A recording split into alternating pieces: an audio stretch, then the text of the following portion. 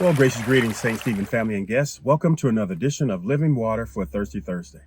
We've been talking about these top 5 power struggles and how do we deal with them, or when someone comes up to us and they say they're struggling with them, what words can we share to help them overcome? Last week, we talked about jealousy, and today we want to talk about pride. Yeah, pride. It's one that creeps in on all of us. We can be prideful. I was just thinking while we're in a car, we can be prideful because we own a car. We can be prideful because of the residence that we have. We can be prideful because of our children. We can be prideful in our singleness. We can be prideful in our marriage. We can be prideful in the schools that we've attended. We can be prideful in our profession. Pride just creeps in so many different ways. It can be very subtle to get into our journey. And so what do you say to a person when pride starts to creep in?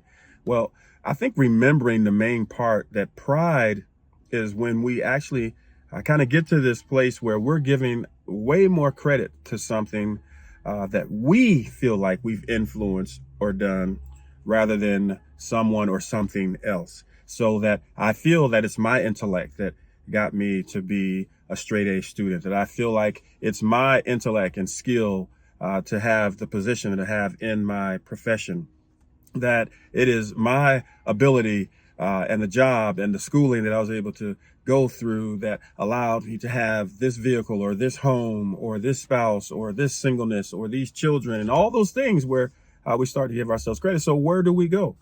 Well, I think we go to the Bible, and James 1:17, you may have heard this passage before, and it simply says, every good and every perfect gift comes from above, from the God of all the lights up above. And so I think it's just important for us to remember the source of our blessings, the source of everything that we have. And of course, if we go to the core would be the source, would be even me having health, even me being able to speak with you right now, me being able to see, me being able to drive the car, let alone being able to own or purchase the car. Because if none of those things can happen, we can't go to school, right? We can't go to the job. We can't speak to our spouse or our children or embrace our singleness if we don't even have the gift called life. But then pride can creep in and say, well, it's not just God gave you all that, but yes, he did, but it's also what I do with this gift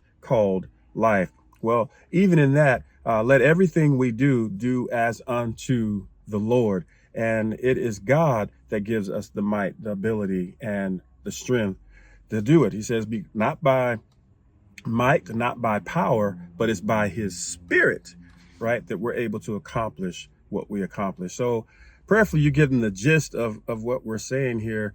It's easy to have some humility and to fight off pride when we really always give credit where credit really is due.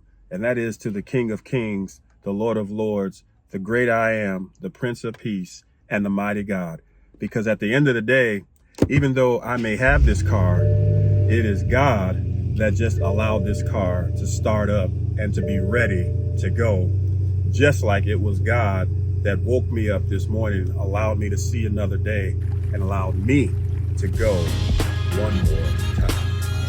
So continue to make God proud in all you say, think, and do as we continue this journey next week, walking down those top 5, giving people reasons and things that they can share with those that are struggling with these top 5 issues.